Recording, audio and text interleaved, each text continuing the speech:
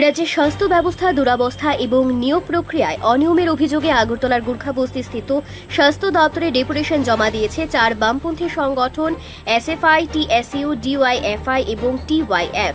প্রতিনিধি দলে ছিলেন এসএফআই রাজ্য সম্পাদক সৃজন দেব, ডিওয়াইএফআই রাজ্য সম্পাদক নবারুণ দেব, টিএসইউ রাজ্য সম্পাদক সুজিত ত্রিপুরা সহ অন্যান্যরা। এ বিষয়ে সাংবাদিকদের মুখোমুখি হয়ে ডিওয়াইএফআই এর রাজ্য সম্পাদক নবারুণ দেব জানান, প্রাথমিকভাবে তারা রাজ্য স্বাস্থ্য সচিবের সঙ্গে দেখা করার সিদ্ধান্ত নিয়েছিলেন, তবে সচিব ব্যস্ত থাকায় শেষ পর্যন্ত স্বাস্থ্য অধিকর্তার কাছে 4 দফা দাবিতে ডেপুটেশন তুলে দেন তারা। নবারুণ দেবের অভিযোগ, এনআরএইচএম এর অধীনস্থ 126টি কমিউনিটি হেলথ অফিসার পদের নিয়োগকে কেন্দ্র করে প্রশ্নপত্র ফাঁসের মতো গুরুতর অনিয়ম ঘটেছে।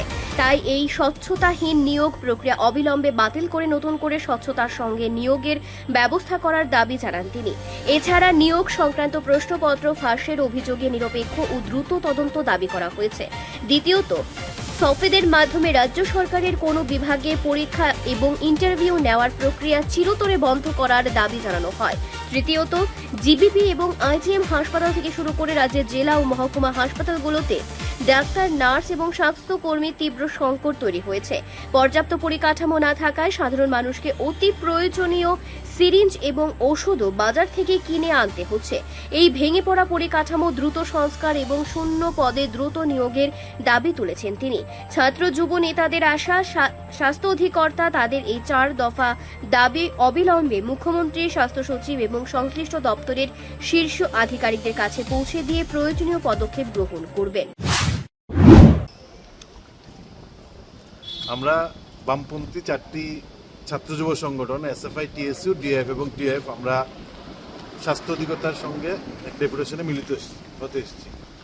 মূলত হচ্ছে আমরা আজকের রাজ্যের স্বাস্থ্য সচিবের কাছে সময় চেয়েছিলাম ডেপুটেশনের জন্য, কিন্তু তিনি আমাদের জানালেন যে আজকে তিনি খুবই ব্যস্ত থাকবেন, বেশ কিছু মিটিং আছে মুখ্যমন্ত্রীর সঙ্গে, তিনি সময় দিতে পারবেন না। ফলে আমাদের যে দাবি সনদ এটা রাজ্যের স্বাস্থ্য অধিকর্তার সঙ্গে সাথে তুলে দেওয়ার জন্য, এই কারণে আমরা স্বাস্থ্য অধিকর্তার সঙ্গে ডেপুটেশনে মিলিত হতে এসেছি।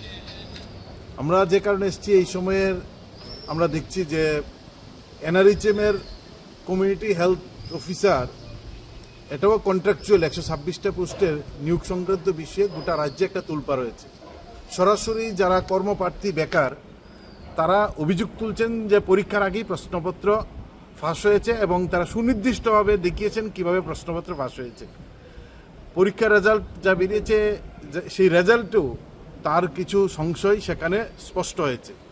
তারা ডেপুটেশন দিচ্ছেন, তারা দাবি করেছেন এবং আমরা বিভিন্ন সময় দেখেছি যে গত 8 বছরে সফেদের বিরুদ্ধে নানা অভিযোগ এবং অনৈতিক অভিযোগ মানুষ তুলেছেন এবং যে সফেদ রাজ্য সরকারের বিভিন্ন দপ্তরে নিয়োগের দায়িত্ব নিচ্ছেন সেখানে তারা পরীক্ষা নিচ্ছেন যার কোনো রাইটস সফেদের নেই এবং সফেদের বিশ্বাসযোগ্যতা নিয়ে রাজ্যের প্রত্যেকটা মানুষের মধ্যে প্রশ্ন।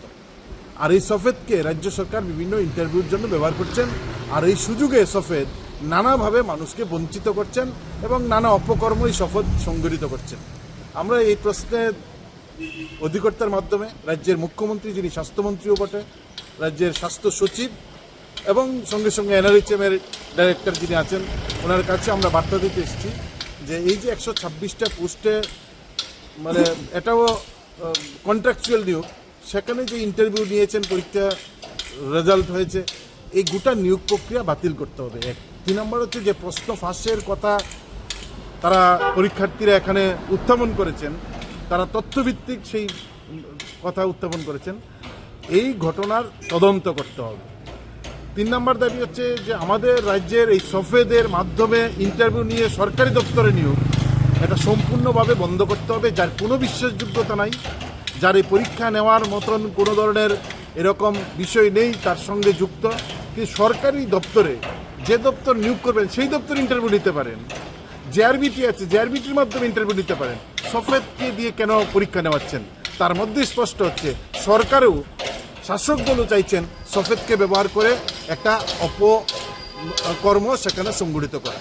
তার জন্য আমরা সফেদের মাধ্যমে সমস্ত নিয়োগ প্রক্রিয়া ইন্টারভিউ যা নেওয়া হয়েছিল বা নেওয়া হচ্ছে, আগামী দিনে নেওয়ার যা পরিকল্পনা আছে তা সম্পূর্ণ বন্ধ করতে হবে।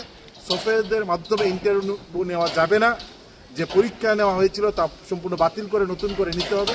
আর একই সঙ্গে স্বাস্থ্য অধিদপ্তরের সঙ্গে দাবি জানাতে এসেছি, আগরতলার জিবি হসপিটাল, আইজিএম থেকে শুরু করে সাবরুম থেকে ধর্মনগর সমস্ত হাসপাতালে, কি প্রাথমিক চিকিৎসা কেন্দ্র, কি রাজ্যের প্রধান রেফারেল হসপিটাল, সমস্ত জায়গায় চিকিৎসক, নার্স, স্বাস্থ্যকর্মীর মারাত্মক সংকট। হাসপাতালে গেলে কোনো পরিষেবা মিলছে না। এখন ইঞ্জেকশনের সিরিজ পর্যন্ত বাজার থেকে কিনতে হচ্ছে গরিব রুগীদের। বলে এই যে স্বাস্থ্য পরিকাঠামো সম্পূর্ণভাবে ভেঙে পড়েছে, এই পরিকাঠামো উন্নয়নের জন্য যেন রাজ্য সরকার ভূমিকা গ্রহণ করে। এই দাবিগুলো নিয়েই আমরা স্বাস্থ্য অধিদপ্তরের সঙ্গে মিলিত হতে এসেছি এবং আমরা দাবি জানাবো আমাদের দাবিগুলো দ্রুত রাজ্যের স্বাস্থ্যমন্ত্রী এবং স্বাস্থ্য সচিবের কাছে নিয়ে যায় এবং তা দেখে দ্রুত পদক্ষেপ গ্রহণ করে। রিপোর্ট সংবাদ প্রতীক্ষা।